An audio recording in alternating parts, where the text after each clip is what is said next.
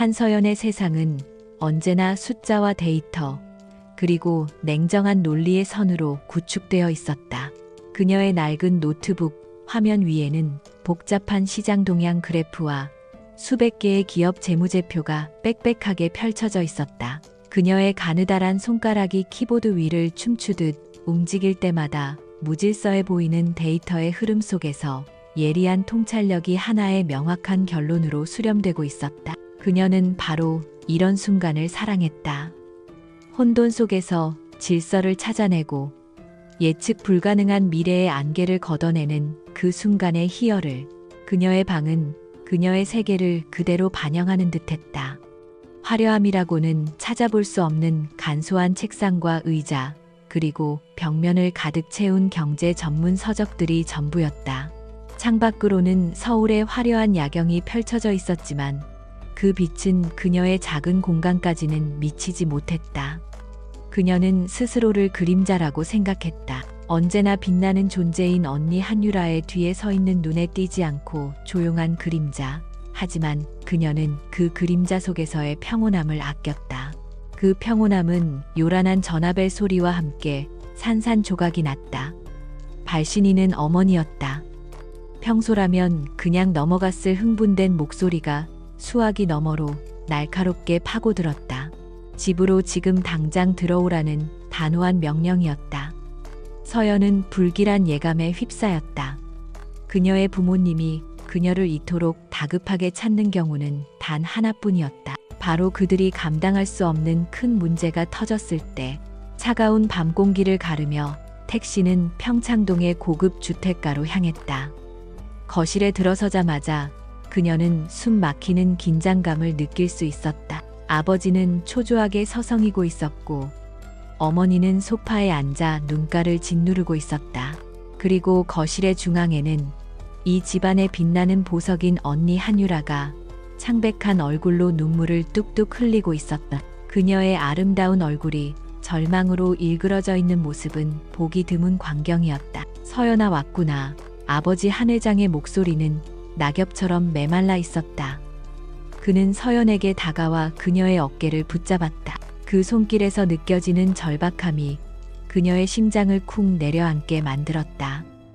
우리 집안이 진성어 패러리 끝장나게 생겼다. 부도 직전이야. 그 한마디는 사형 선고와도 같았다. 진성어 패럴은 아버지의 평생이었고 가족의 자부심이었다.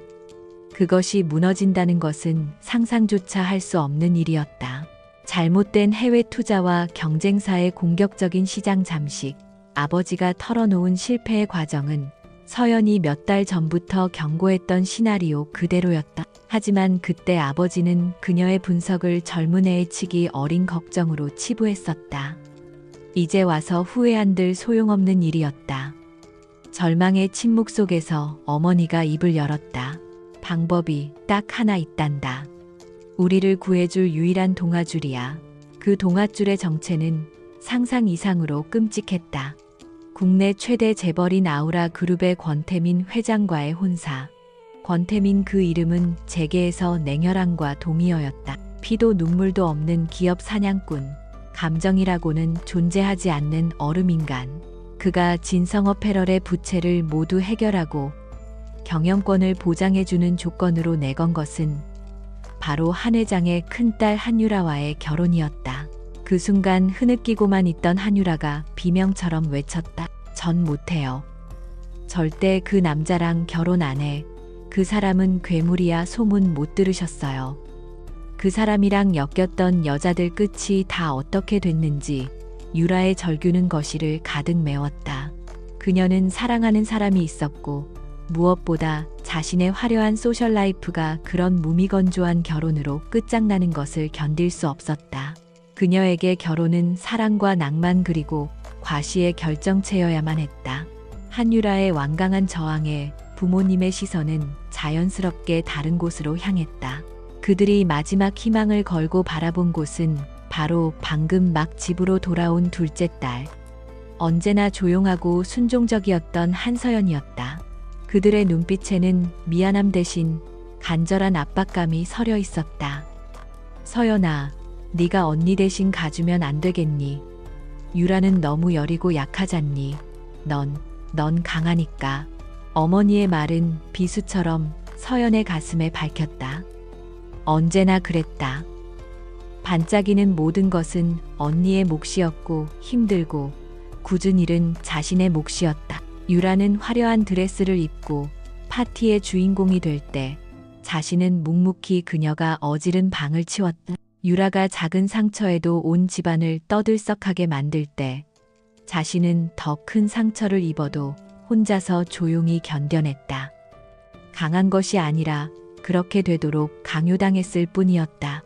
제가 왜요? 서연은 처음으로 반문했다. 그녀의 목소리는 스스로도 놀랄 만큼 차갑게 울렸다. 이건 언니의 자리잖아요. 제가 대신할 이유가 없어요. 이건 제 삶이 아니에요. 그녀는 자신의 삶을 원했다. 숫자와 논리 속에서 자신만의 성취를 이루고 평범하지만 온전한 자신만의 행복을 꾸리는 삶. 재벌가의 화려한 세장이 아니라. 하지만 그녀의 저항은 가족이라는 거대한 벽 앞에서 무력했다. 아버지는 그녀 앞에 무릎까지 꿇었다. 평생 꼿꼿했던 그의 등이 완전히 무너져 내리는 것을 보았을 때 서연의 마음도 함께 무너졌다. 아빠가 평생을 바친 회사다. 이걸 잃으면 난 죽어. 제발. 아빠 좀 살려다오. 그 눈물 섞인 애원은 서연이 거부할 수 없는 족쇄였다. 그녀는 가족을 외면할 수 있을 만큼 이기적이거나 냉정하지 못했다. 결국 그녀는 고개를 떨구었다. 그것은 항복의 표시이자 자신의 삶에 대한 사형 선고에 서명하는 것과 같았다. 거실의 공기가 순식간에 안도로 바뀌는 것을 느끼며 그녀는 쓴웃음을 지었다. 한유라는 안도의 한숨을 내쉬며 눈물을 닦았고 부모님은 구원받았다는 표정으로 그녀를 끌어안았다. 그 누구도 그녀의 희생에 대해 진심으로 미안해하거나 고마워하지 않았다. 그저 문제를 해결해준 편리한 도구로 여길 뿐이었다. 며칠 후 서연은 언니를 위해 맞춰졌던 순백의 드레스를 입고 거울 앞에 섰다. 값비싼 실크와 섬세한 레이스는 그녀의 몸에 맞지 않는 옷처럼 어색했다. 드레스는 화려했지만 거울 속 그녀의 얼굴은 그림자처럼 어둡고 표정이 없었다. 그녀는 한서연이 아니라 한유라의 대역이었다. 권태민이라는 남자의 아내가 될 이름 없는 재물이었다. 창밖으로 약혼식장으로 향할 검은 세단이 들어서는 것이 보였다. 서연은 마지막으로 자신의 작은 방을 둘러보았다. 책상 위의 노트북과 벽의 책들이 마치 그녀에게 작별 인사를 하는 것 같았다. 그녀는 이제 숫자와 논리의 명확한 세계를 떠나 예측 불가능하고 위험한 감정의 세계로 얼음 같은 남자가 기다리는 파오다이방 지하 속으로 걸어 들어가야 했다. 그녀는 깊은 한숨을 내쉬며 눈을 감았다. 폭풍 속으로 걸어 들어가는 심정이었다. 결혼식은 감정이라는 것이 완벽하게 증발해버린 한편의 비즈니스 계약 현장 같았다. 수많은 카메라 플래시가 터지고 정재계의 거물들이 모였지만 그 중심에선 신랑 권태민의 얼굴에는 어떤 표정도 떠오르지 않았다. 그는 서연에게 반지를 끼워주면서도 그녀의 눈을 단 한 번도 제대로 쳐다보지 않았다. 그의 손길은 차가운 대리석처럼 서늘했고 그가 내뱉는 서약은 잘 짜인 연설문처럼 공허했다. 서연은 그저 고개를 숙인 채 이 모든 연극이 빨리 끝나기만을 바랐다. 식이 끝나고 그녀가 도착한 곳은 성곽이라고 불릴 만한 거대한 저택이었다. 한강이 내려다 보이는 언덕 위에 자리 잡은 그곳은 완벽한 대칭과 절제된 색상으로 지어진 하나의 예술 작품이었다. 하지만 그곳에는 사람 사는 온기가 전혀 느껴지지 않았다. 대리석 바닥은 거울처럼 반짝였고 높은 천장에는 거대한 샹들리에가 얼음 조각처럼 매달려 있었다. 집안을 관리하는 사용인들은 유령처럼 조용히 움직이며 그녀에게 깍듯하게 허리를 숙였지만 그들의 눈에는 어떤 감정도 담겨 있지 않았다. 그날 밤 권태민은 그녀를 자신의 서재로 불렀다. 그는 거대한 마호가니 책상 뒤에 앉아 마치 부하 직원에게 업무를 지시하듯 말했다. 이 결혼은 철저한 계약 관계라는 걸 명심해. 우린 각자의 사생활을 존중한다. 별개의 침실을 쓰고 서로의 일에 간섭하지 않는다. 대외적으로는 완벽한 부부의 모습을 연기해야 하지만 이 집 안에서는 서로를 투명인간 취급하는 게 좋을 거야. 그의 목소리에는 일말의 감정도 섞여 있지 않았다. 그는 서연에게 지켜야 할 규칙이 적힌 서류 한 장을 내밀었다. 그의 사업 파트너와 가족에 대한 정보, 그리고 공식 석상에서 그녀가 해야 할 역할 등이 빼곡히 적혀 있었다. 그는 마지막으로 덧붙였다. 내게 무언가를 기대하지 마. 난 당신에게 아내로서의 그 어떤 것도 요구하지 않을 테니 당신도 내게 남편으로서의 감정적인 요구를 할 생각은 버리는 게 좋아. 당신은 그저 진성어 패러를 위해 팔려온 한유라 씨의 대역일 뿐이니까. 그는 그녀의 이름조차 제대로 부르지 않았다. 그렇게 서연의 유배와도 같은 결혼 생활이 시작되었다. 하루 종일 그녀는 텅 빈 저택을 혼자 배회했다. 권태민은 새벽같이 집을 나가 자정이 넘어서야 돌아왔고 어쩌다 마주치기라도 하면 그림자를 본 것처럼 지나쳐갔다. 그녀는 거대한 새장 속에 갇힌 새였다. 모든 것이 주어졌지만 가장 중요한 자유와 인간적인 교감은 철저히 박탈당했다. 그녀는 이곳에서 서서히 말라 죽어갈 자신의 모습을 상상하며 절망에 빠져들었다. 하지만 한서연은 쉽게 무너지는 사람이 아니었다. 그녀는 이 거대한 저택에서 자신만의 피난처를 찾아냈다. 바로 2층 구석에 위치한 거대한 도서관이었다. 수만 권의 장서가 꽂혀 있는 그곳은 권태민조차 거의 발을 들여놓지 않는 유일한 공간이었다. 그녀는 그곳에서 최신 경제 동향을 분석하고 세계 각국의 기업 보고서를 읽으며 날카로운 감각을 유지하기 위해 노력했다. 그것만이 그녀가 자신을 잃지 않을 유일한 방법이었다. 그러던 어느 날 밤, 서재에서 새어나오는 권태민의 격앙된 목소리를 우연히 듣게 되었다. 그는 누군가와 통화를 하고 있었다. 피닉스 캐피털 놈들이 이런 식으로 뒤통수를 칠 줄이야. 자금 흐름을 완벽하게 차단당했어. 이사회를 구워 삶아서 적대적 인수를 시도하려는 속셈이 분명해. 일주일 안에 막아내지 못하면 그룹 전체가 흔들릴 수 있어. 그의 목소리에 묻어나는 다급함은 서연이 처음 보는 모습이었다. 서연의 심장이 빠르게 뛰기 시작했다. 피닉스 캐피털. 최근 월가에서 가장 공격적인 행보를 보이는 기업 사냥꾼 집단이었다. 그녀는 본능적으로 도서관의 개인 노트북을 켰다. 그녀의 손가락이 다시 키보드 위에서 춤을 추기 시작했다. 밤을 새워 그녀는 아우라 그룹과 피닉스 캐피털의 모든 공시 자료와 자금 흐름 관련 뉴스들을 분석했다. 그리고 새벽녘 그녀는 피닉스 캐피털의 정교한 공격 전략 속에 숨겨진 단 하나의 치명적인 약점을 발견했다. 그들이 이용하는 파생 상품 계약의 허점이었다. 너무나 복잡하고 교묘해서 누구도 쉽게 알아차리지 못할 부분이었다. 서연은 즉시 반격 전략을 세우기 시작했다. 그것은 단순히 방어만 하는 것이 아니라 상대의 허점을 역이용해 오히려 피닉스 캐피털에 막대한 손실을 입히고 다시는 아우라 그룹을 넘보지 못하게 만드는 대담하고 공격적인 계획이었다. 그녀는 밤새 작성한 보고서를 암호화된 익명의 이메일 계정을 통해 권태민의 비서실장에게 발송했다. 제목은 단 4글자 아우라의 방패였다. 김 비서실장은 새벽에 도착한 정체불명의 이메일을 의심스럽게 열어보았다. 하지만 보고서를 읽어 내려갈수록 그의 표정은 경악으로 변해갔다. 단 한치의 오차도 없는 완벽한 분석 허를 찌르는 창의적인 역공 전략.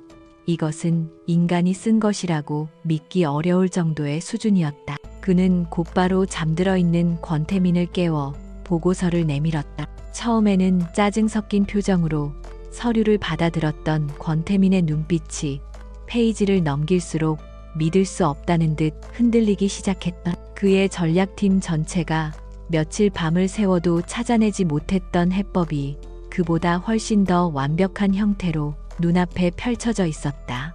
그는 즉시 비상이사회를 소집해 보고서에 적힌 전략을 실행에 옮기라고 지시했다. 그의 지시에 따라 아우라 그룹은 일사불란하게 움직였고 피닉스 캐피털의 공격은 힘없이 무너져 내리기 시작했다. 거대한 폭풍이 지나간 후 권태민은 자신의 집무실에 홀로 앉아 그 익명의 보고서를 다시 읽고 있었다. 그의 얼음장 같던 얼굴에 처음으로 호기심이라는 감정이 떠올랐다. 대체 누구란 말인가? 이 정체불명의 조력자는 그는 자신의 제국을 구원한 이 미지의 전략가를 찾아내고 싶다는 강렬한 욕망에 휩싸였다. 아우라의 방패는 권태민의 머릿속을 떠나지 않는 유령이 되었다. 그는 그룹의 최고 보안팀을 동원해 익명의 이메일 발신지를 추적했지만 몇 겹의 암호화와 우회 서버에 막혀 결국 실패로 돌아갔다. 흔적조차 남기지 않은 완벽한 실력, 상대는 보통 내기가 아니었다. 이 정체불명의 조력자에 대한 집착은 그의 일상에도 미묘한 변화를 가져왔다. 그는 주변을, 특히 자신의 집에 있는 그림자 같은 아내를 조금 더 세심하게 관찰하기 시작했다. 그가 알던 한유라는 명품과 파티, 그리고 SNS에 중독된 여자였다. 당연히 그녀의 대역인 한서연 또한 비슷할 것이라 지레 짐작했다. 하지만 그가 본 한서연은 예상과 전혀 다른 사람이었다. 그녀는 거대한 드레스룸은 거들떠보지도 않았고 대신 저택의 도서관에서 대부분의 시간을 보냈다. 그는 우연히 그녀가 읽는 책들을 보게 되었다. 패션 잡지나 연애 소설이 아니었다. 국제금융시장 분석, 양자 컴퓨터 기술의 미래, M&A 전략에 관한 두꺼운 원서들이었다. 어느 날 밤 그는 늦게 귀가하다가 도서관에서 새어나오는 희미한 불빛을 보았다.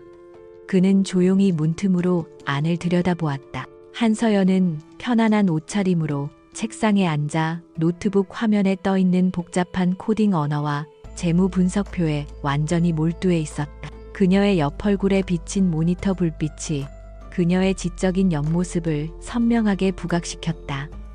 그 순간 너무나 터무니없지만 강렬한 의심 하나가 그의 뇌리를 스쳤다. 설마 그럴 리가 없었다. 그의 의심이 채 형체를 갖추기도 전에 더 큰 위기가 아우라 그룹을 덮쳤다.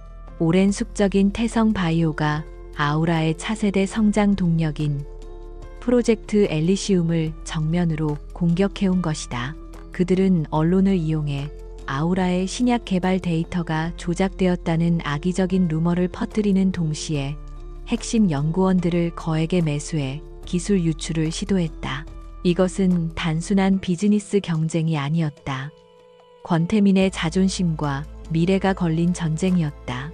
권태민은 며칠 밤낮으로 비상회의를 주재하며 해결책을 찾으려 했었다.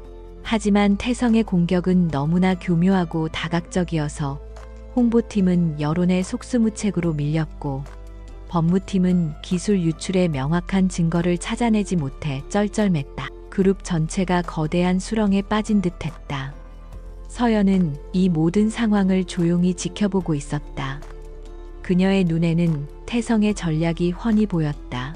이것은 겉보기에는 복잡하지만 핵심은 단 하나를 노린 공격이었다. 바로 투자자들의 신뢰를 무너뜨리는 것. 이번에는 익명의 이메일로는 부족했다. 반격은 신속하고 정확하며 무엇보다 권태민이라는 최고 결정권자의 완전한 신뢰 아래에서 이루어져야 했다. 그녀는 망설였다. 그림자 속에서 나오는 순간 그녀는 권태민과의 계약을 정면으로 위반하게 된다. 그가 자신을 어떻게 생각할까? 분노할까 아니면 경멸할까? 하지만 이대로 아우라 그룹이 무너지는 것을 방치할 수도 없었다. 그것은 자신의 가족을 구해준 동아줄을 스스로 끊어버리는 행위이기도 했다. 이틀 후 서연은 결심을 굳혔다. 그녀는 도서관에 틀어박혀 밤을 새워 자료를 분석하고 완벽한 반격 시나리오를 만들었다. 그것은 단순히 태성의 공격을 방어하는 수준을 넘어 이번 사태를 아우라의 기술력을 전 세계에 증명하는 기회로 역전시키는 대담한 계획이었다. 그녀는 평소 입지 않던 단정한 정장을 꺼내 입고 머리를 단정하게 묶었다.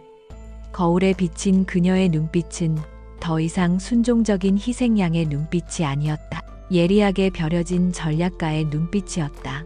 아우라 그룹의 긴급 임원 회의실은 패배의 기운으로 가득 차 있었다.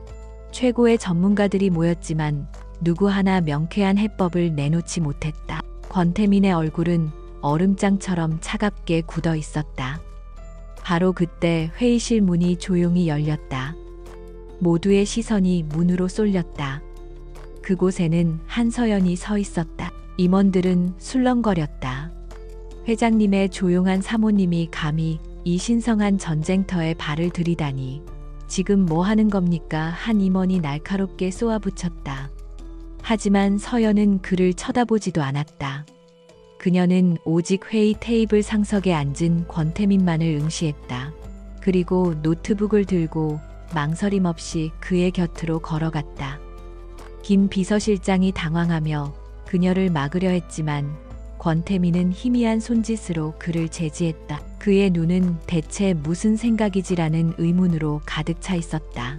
서연은 아무 말 없이 자신의 노트북을 회의실 메인 스크린에 연결했다. 그리고 화면에 복잡한 데이터와 그래프가 나타나자 그녀의 맑고 차분한 목소리가 침묵을 깨고 울려 퍼졌다. 태성 바이오의 목표는 기술 탈취가 아닙니다. 그들의 진짜 목표는 주주총회 전까지 아우라의 주가를 폭락시켜 우호 지분을 확보한 해외 투기 자본의 경영권을 넘기는 것입니다. 그녀는 태성의 자금 흐름과 언론 플레이 패턴을 분석한 자료를 제시하며 모든 임원들의 허를 찔렀다. 그녀의 발표는 계속되었다. 그녀는 태성이 퍼뜨린 루머를 역이용해 신약의 안정성을 입증하는 방법, 핵심 기술을 보호하면서 경쟁사의 불법적인 스카우트 시도를 법적으로 제압하는 구체적인 절차, 그리고 이 모든 과정을 통해 오히려 아우라의 위기관리 능력을 부각시켜 투자자들의 신뢰를 회복하는 미디어 전략까지 제시했다. 한편의 거대한 전쟁 시나리오처럼 완벽했다. 회의실을 가득 채웠던 웅성거림은 어느새 사라지고 모두가 숨을 죽인 채 그녀의 발표에 빠져들었다. 발표가 끝났을 때 회의실에는 무거운 침묵만이 흘렀다. 서연은 스크린을 끄고 처음으로 권태민의 눈을 정면으로 마주 보았다. 그 시선에는 두려움이나 순종이 아닌 자신의 능력에 대한 확신과 동등한 파트너로서의 자격에 대한 암묵적인 질문이 담겨 있었다. 권태민은 얼음 같은 무표정 뒤에 격렬한 감정의 소용돌이를 감추고 있었다. 충격, 불신, 그리고 자신도 모르게 피어오르는 경외감. 그가 그토록 찾아 헤매던 방패가 바로 자신의 아내라는 이름으로 곁에 있었다. 회의실의 침묵은 금방이라도 깨질 듯 팽팽했다. 권태민은 한참 동안 서연을 꿰뚫어 볼 듯이 응시했다. 그의 눈 속에서 수만 가지 생각이 스쳐 지나가는 것을 그녀는 느낄 수 있었다. 마침내 그가 입을 열었다. 그의 목소리는 평소보다 한 톤 낮아져 있었다. 모두 나가. 김 비서실장 빼고 그의 단호한 명령에 임원들은 당황한 표정으로 자리에서 일어나 밖으로 나갔다. 문이 닫히자 거대한 회의실에는 세 사람만 남았다. 권태민은 자리에서 일어나 천천히 그녀에게 다가왔다. 그의 큰 키가 그녀의 앞에 그늘을 드리웠다. 그는 업무적인 질문을 던지듯 하지만 그 안에 날카로운 탐색의 의도를 담아 물었다. 당신 대체 누구지? 그 질문은 왜 속였냐는 비난이 아니었다. 순수한 지적, 호기심과 자신의 상식을 뒤엎는 존재에 대한 경계심이 섞인 질문이었다. 서연은 조금도 물러서지 않고 그의 눈을 마주보며 대답했다. 한서연입니다. 그리고 당신의 계약서상 아내이자 현재 아우라 그룹이 필요로 하는 전략가입니다. 그녀의 당당한 대답에 권태민의 입가에 희미하고 서늘한 미소가 떠올랐다. 그는 분노하는 대신 그녀의 계획이 담긴 노트북 화면을 가리켰다. 좋아, 한서연 씨. 당신의 전략 아주 인상적이야. 하지만 계획은 종이 위에서만 완벽할 수 있지. 이걸 실행에 옮길 능력도 있나? 그것은 시험이자 제안이었다. 그는 그녀의 잠재력을 확인하고 싶었고, 동시에 이 절체절명의 위기에서 그녀의 능력이 절실하게 필요했다. 당신이 권한을 준다면요. 서연은 즉답했다. 그 순간 그들 사이에 위험한 동맹이 성립되었다. 권태민은 즉시 자신의 집무실 옆에 작은 사무 공간을 마련해 주었다. 그곳은 아우라 그룹의 모든 정보가 실시간으로 모이는 신경망의 중심이었다. 그는 그녀에게 그룹의 최고 기밀 정보에 접근할 수 있는 권한을 부여했다. 이것은 그의 평생 누구에게도 허락한 적 없는 파격적인 신뢰의 표시였다. 그때부터 두 사람은 밤낮 없이 함께 일했다. 그들의 협업은 마치 잘 짜인 교향곡 같았다. 서연이 날카로운 분석으로 전략의 뼈대를 세우면 권태민은 자신의 카리스마와 결단력으로 그 전략에 살을 붙여 실행에 옮겼다. 처음에는 냉랭한 비즈니스 파트너 관계였지만 시간이 지나면서 둘 사이에는 미묘한 기류가 흐르기 시작했다.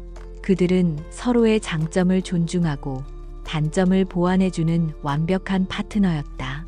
며칠 밤을 새우던 어느 새벽 서연은 자신도 모르게 책상에 엎드려 잠이 들었다. 잠시 후 어깨에 느껴지는 따스한 온기에 그녀는 희미하게 눈을 떴다. 어느새 권태민이 자신의 재킷을 그녀의 어깨 위에 덮어주고 있었다. 그는 무심한 표정으로 감기에 걸리면 작전에 차질이 생긴다라고 말했지만 그의 눈빛에는 희미한 걱정이 서려 있었다. 서연은 놀라움에 아무 말도 할 수 없었다. 얼음 같던 남자에게서 처음으로 느껴보는 온기였다. 권태민 역시 서연이라는 여자를 다시 보게 되었다. 그녀는 위기 상황에서도 놀라울 만큼 침착했고 수십 명의 임원들 앞에서도 자신의 의견을 논리적으로 관철시키는 배짱을 가지고 있었다. 그는 그녀가 지치지도 않고 데이터와 씨름하는 모습, 작은 성공에 희미하게 미소 짓는 모습을 자신도 모르게 눈으로 좇고 있는 것을 발견했다. 계약으로 맺어진 아내가 아니라 그의 옆자리를 지킬 자격이 있는 유일한 사람처럼 느껴지기 시작했다. 그들의 관계에 결정적인 변화를 가져온 것은 태성 바이오의 핵심 연구소를 압수수색하던 날이었다. 서연의 전략에 따라 법무팀이 증거를 확보했지만 태성 측의 거센 저항에 부딪혀 상황이 교착 상태에 빠졌다. 그때 서연은 권태민에게 아무도 예상치 못한 제안을 했다. 언론을 이용해 압수수색 현장을 생중계하자는 것이었다. 그것은 여론을 완벽하게 아우라의 편으로 돌릴 수 있는, 하지만 실패하면 모든 것을 잃게 되는 위험한 도박이었다. 권태민은 망설임 없이 그녀의 도박에 모든 것을 걸었다. 결과는 대성공이었다. 태성의 비윤리적인 방해 공작이 전국에 생중계되면서 여론은 급격하게 돌아섰다. 그날 밤 모든 것이 성공적으로 끝난 후 두 사람은 집무실에서 함께 도시의 야경을 내려다보고 있었다. 팽팽했던 긴장감이 사라진 자리에는 편안한 침묵이 흘렀다. 고맙다. 권태민이 나직하게 말했다. 그 단순한 한마디에는 그가 지금껏 그녀에게 느꼈던 모든 존중과 신뢰 그리고 감탄이 담겨 있었다. 서연은 창문에 비친 그의 얼굴을 보았다. 세상이 알던 냉혹한 기업 사냥꾼의 모습이 아니었다. 자신의 파트너를 향해 진심 어린 감사를 표하는 한 남자의 얼굴이었다. 그 순간 그녀의 심장이 예고 없이 세차게 뛰기 시작했다.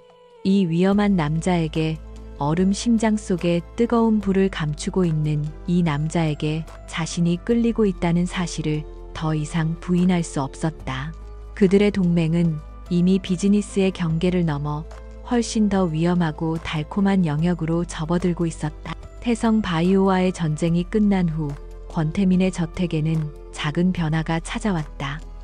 얼음장 같던 공기 속에 사람의 온기가 희미하게 섞여들기 시작했다. 두 사람은 더 이상 별개의 침실을 고집하지 않았다. 물론 아직 한 침대를 쓰는 사이는 아니었지만 그들은 서재를 공동의 공간으로 사용하며 밤늦게까지 함께 책을 읽거나 다음 사업에 대해 토론했다. 아침 식사 또한 따로 하지 않고 같은 식탁에 마주 앉아 조용히 식사를 했다. 권태민의 변화는 저택의 사용인들이 가장 먼저 알아차렸다.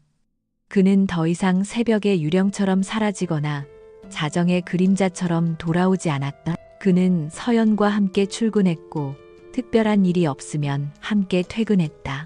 한 번은 서류에 손을 베인 서연을 보고 무심한 표정으로 최고급 구급 상자를 가져와 직접 상처를 치료해 주기도 했다. 그 서툰 손길에 서연은 심장이 녹아내리는 듯한 기분을 느꼈다. 이 남자는 표현이 서툴 뿐 누구보다 따뜻한 마음을 가졌을지도 모른다고 생각했다. 그의 애정 표현은 그만의 방식대로 이루어졌다. 화려한 보석이나 명품 옷 대신 그는 그녀가 스치듯 말했던 희귀한 경제학 초판본을 구해와 그녀의 책상 위에 말없이 올려두었다. 주말에는 그녀를 데리고 유명한 건축가가 설계한 미술관으로 향했다. 그는 그곳에서 작품이 아니라 빛과 공간의 구성을 분석하는 그녀의 지적인 눈빛을 감상하는 것을 더 즐겼다. 서연은 생전 처음으로 행복이라는 감정을 느끼기 시작했다. 이 계약 결혼이 진짜 사랑으로 변할 수도 있다는 희망을 품게 되었다. 하지만 그들의 조용한 행복은 오래가지 못했다. 그림자는 빛이 강렬할수록 더 짙어지는 법이었다. 한유라는 언론에 비친 동생의 모습을 보며 질투심에 몸을 떨었다. 자신이 거부했던 남자 권태민이 사실은 재계의 황태자였고 볼품없다고 무시했던 동생이 그의 옆에서 세기의 지성 커플이라 불리며 스포트라이트를 받는 것을 견딜 수가 없었다. 원래 그 모든 것은 자신의 자리, 자신의 영광이어야 했다. 한유라는 서연이 권태민을 속이고 그 자리를 꿰찼다고 확신했다. 분명 권태민은 진짜 한유라가 어떤 사람인지 모르기 때문에 대역인 서연에게 잠시 속고 있는 것뿐이라고 생각했다. 그녀는 부모님을 졸라 권태민과의 우연한 만남을 주선해달라고 떼를 썼다. 자신이 직접 나서서 모든 것을 제자리로 돌려놓고 사기꾼 한서연을 그 자리에서 끌어내릴 계획이었다. 그녀는 자신의 아름다움과 매력이라면 얼음 같은 권태민도 녹일 수 있을 것이라 자신했다. 기회는 아우라 그룹이 주최하는 자선 갈라 파티에서 찾아왔다. 한유라는 그날 밤의 주인공이 되기 위해 머리부터 발끝까지 완벽하게 치장했다. 그녀의 화려한 드레스와 보석은 다른 참석자들의 기를 죽이기에 충분했다. 그녀는 파티장에서 권태민과 서연을 발견하자마자 가장 매혹적인 미소를 지으며 그들에게 다가갔다. 태민 씨 오랜만이에요. 그동안 잘 지내셨어요. 그녀는 마치 오랜 연인에게 말하듯 다정하게 굴며 서연을 철저히 무시했다. 하지만 권태민의 반응은 그녀의 예상과 정반대였다. 그는 한유라에게 눈길조차 주지 않고 차갑게 대꾸했다. 누구신지, 그리고는 불안한 표정을 짓는 서연의 허리를 부드럽게 감싸 안으며 자신 쪽으로 더 가까이 끌어당겼다. 그 행동은 명백한 소유권의 표시이자 한유라를 향한 무언의 경고였다. 그의 세상에는 오직 한서연만이 존재한다는 것을 온몸으로 보여주고 있었다. 공개적인 망신에 한유라의 얼굴이 분노로 붉게 달아올랐다.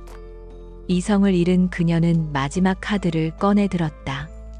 그녀는 주변 사람들이 들으라는 듯 큰 소리로 외쳤다. 태민 씨 속고 있는 거예요. 이 여자는 가짜라고요. 제 동생 한서연이에요. 원래 당신과 결혼하기로 했던 사람은 바로 저 한유라였어요.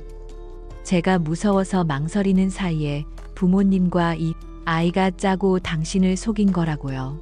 그녀의 폭탄 같은 발언의 주변은 순식간에 찬물을 끼얹은 듯 조용해졌다.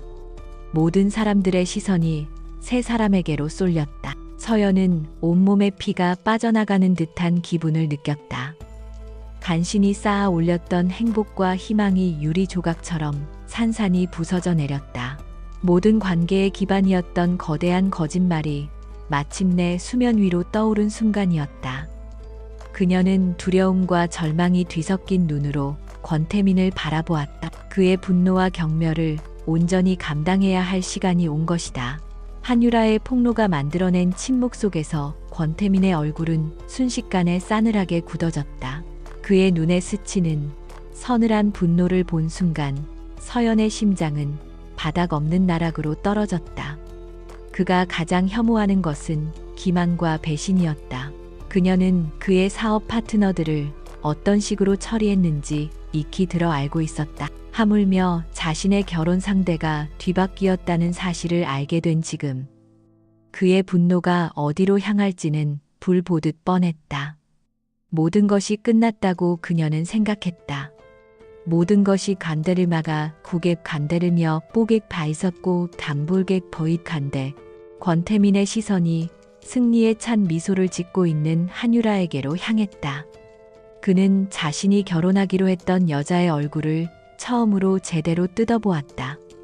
화려하게 꾸민 인형. 그게 전부였다. 그녀의 눈에는 상처나 미안함 대신 빼앗긴 물건을 되찾으려는 탐욕과 시기심만이 가득했다. 그는 잠시 눈을 감았다. 그리고 그의 머릿속에 떠오른 것은 다른 얼굴이었다. 바로 지금 그의 옆에서 절망에 빠져 떨고 있는 한서연의 얼굴이었다. 함께 밤을 새우며 전략을 논하던 그녀의 지적인 얼굴. 피곤에 지쳐 책상에 잠든 그녀의 평온한 얼굴. 그의 서툰 배려에 놀라며 붉어지던 그녀의 사랑스러운 얼굴. 그가 사랑에 빠진 것은 한유라라는 이름의 껍데기가 아니었다. 위기 속에서 그의 손을 잡아주고 그의 얼어붙은 마음을 녹여준 한서연이라는 여자 그 자체였다. 배신감에 대한 분노가 치밀어 올랐지만 그녀를 잃을지도 모른다는 공포가 훨씬 더 컸다. 마침내 권태민은 눈을 떴다. 그의 눈 속에서 분노의 불꽃은 사라지고 강철 같은 결단력만이 남아있었다. 그는 겁에 질린 서연의 손을 더욱 단단히 움켜쥐었다. 그 온기에 서연은 놀라 고개를 들었다. 그는 그녀를 안심시키려는 듯 희미하게 고개를 끄덕인 후 한유라를 향해 돌아섰다. 그의 목소리는 연회장 전체에 울릴 만큼 차갑고 단호했다. 당신이 누구인지는 모르겠지만 내 아내는 이 사람 한서연 한 명뿐이다. 그는 서연을 자신의 등 뒤로 부드럽게 감추며 모든 사람들을 향해 선언했다. 그리고 지금 이 순간부터 한서연은 아우라 그룹의 안주인이자 나의 유일한 파트너다. 내 아내에 대한 모욕은 나에 대한 모욕이자 아우라 그룹 전체에 대한 도전으로 간주하겠다. 그의 선언의 파티장은 다시 한번 충격에 휩싸였다. 그는 소문을 해명하거나 변명하지 않았다. 대신 자신의 선택을 모든 사람 앞에 못 박아 버렸다. 권태민은 경호원들을 향해 턱짓을 했다. 저 여자를 당장 여기서 끌어내. 그리고 오늘 이후로 한유라 씨와 그 가족은 아우라 그룹의 그 어떤 행사에도 출입할 수 없도록 조치해. 한유라는 자신의 귀를 의심했다. 자신이 이길 것이라 확신했던 게임에서 처참하게 패배한 것이다. 그녀는 말도 안 돼 속고 있는 거야 라고 비명을 지르며 발버둥 쳤지만 결국 경호원들에게 붙들려 수치스럽게 파티장에서 쫓겨났다. 하지만 권태민의 결단은 거기서 끝나지 않았다. 그는 수많은 사람들이 지켜보는 앞에서 자신의 법무팀장에게 전화를 걸었다. 지금 즉시 진성업 패럴에 대한 모든 지원을 중단하고 대출금을 회수하도록 계약의 가장 기본적인 신의를 저버린 파트너와는 더 이상 함께할 수 없다고 전해. 이 통화는 서연을 이용했던 그녀의 가족에게 내리는 사형 선고이자 그녀를 그들의 굴레에서 완벽하게 해방시켜주는 선언이기도 했다.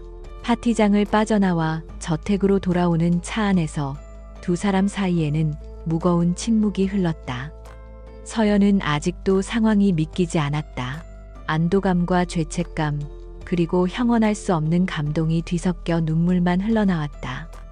그녀는 간신히 입을 열었다. 미안해요. 당신을 속일 생각은 처음부터 모든 걸 말했어야 했는데. 그녀의 목소리는 죄책감으로 떨리고 있었다. 저택에 도착하자마자 권태민은 그녀의 팔을 이끌어 자신의 서재로 향했다. 그는 그녀를 똑바로 마주보고 섰다. 그리고 그녀의 젖은 뺨을 부드럽게 감싸 쥐었다. 화가 났었어. 네가 날 속였다는 사실에. 하지만 그보다 더 화가 났던 건 네가 그런 끔찍한 상황에 혼자 내몰렸다는 사실이었어. 그의 목소리는 지금껏 들어본 적 없을 만큼 다정했다. 그는 서연의 눈을 깊이 들여다보며 자신의 진심을 고백했다. 서류상의 이름 따위는 상관없어. 위기 속에서 내 곁을 지키고 나를 위해 싸워주고 있던 감정을 되찾게 해준 사람은 한유라가 아니라 바로 당신 한서연이었어. 내가 사랑하게 된 사람은 처음부터 당신 한 사람이었어. 그의 고백에 서연은 결국 참았던 울음을 터뜨렸다. 그것은 슬픔의 눈물이 아니라 구원과 기쁨의 눈물이었다. 권태민은 우는 그녀를 자신의 품에 가득 끌어안았다.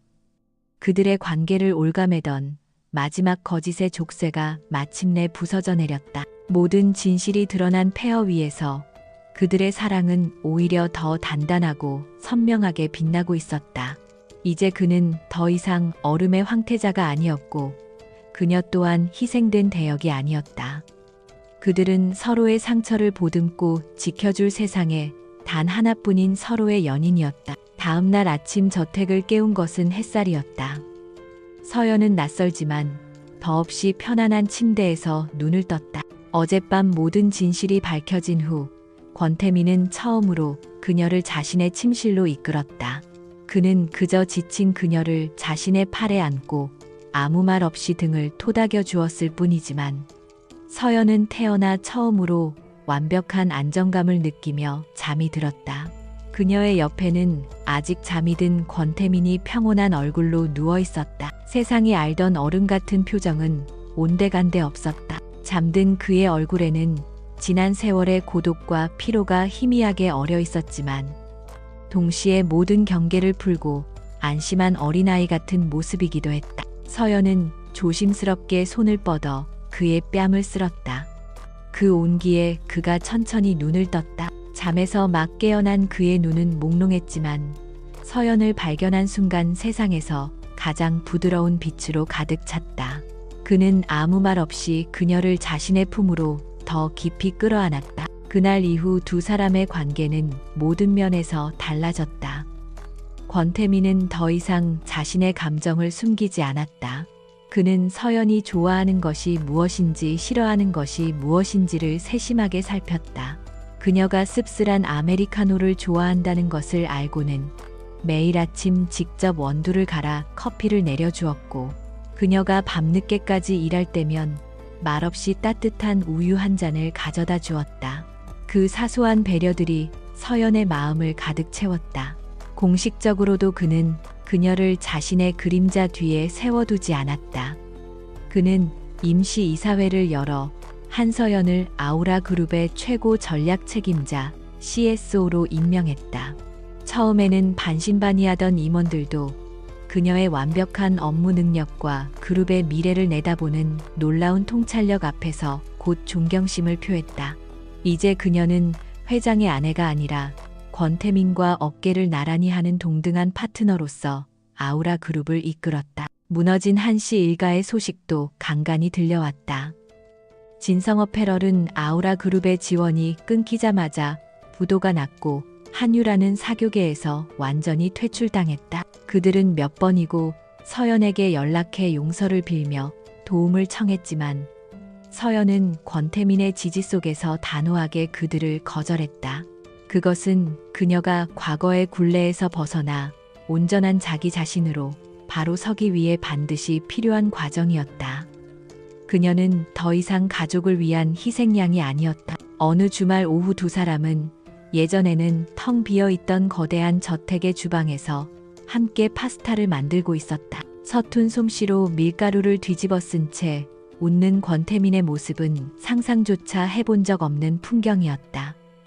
서연은 행복한 웃음을 터뜨리며 그의 얼굴에 묻은 밀가루를 닦아주었다. 평범한 연인들처럼 그들은 소박하지만 충만한 행복을 온전히 누리고 있었다. 권태민은 그녀의 손을 잡고 말했다.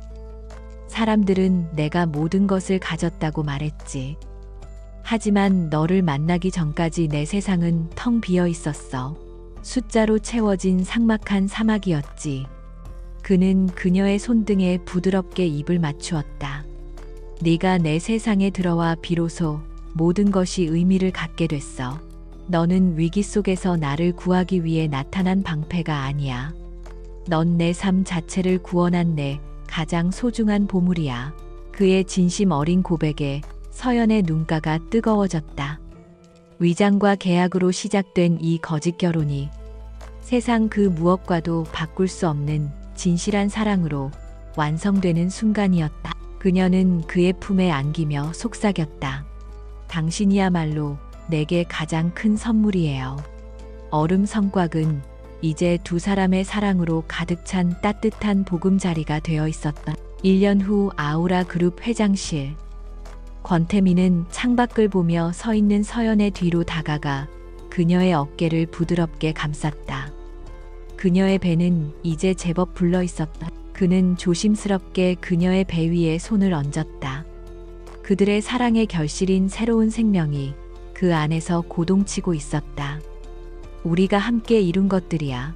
서연이 도시의 풍경을 보며 말했다. 권태민은 그녀의 머리에 입을 맞추며 대답했다. 아니, 우리가 이제부터 함께 일어나갈 세상의 시작이지. 두 사람은 서로를 마주보며 행복하게 미소 지었다. 불 속에서 단련된 그들의 사랑은 이제 그 어떤 시련에도 흔들리지 않을 영원한 약속이 되어 빛나고 있었다.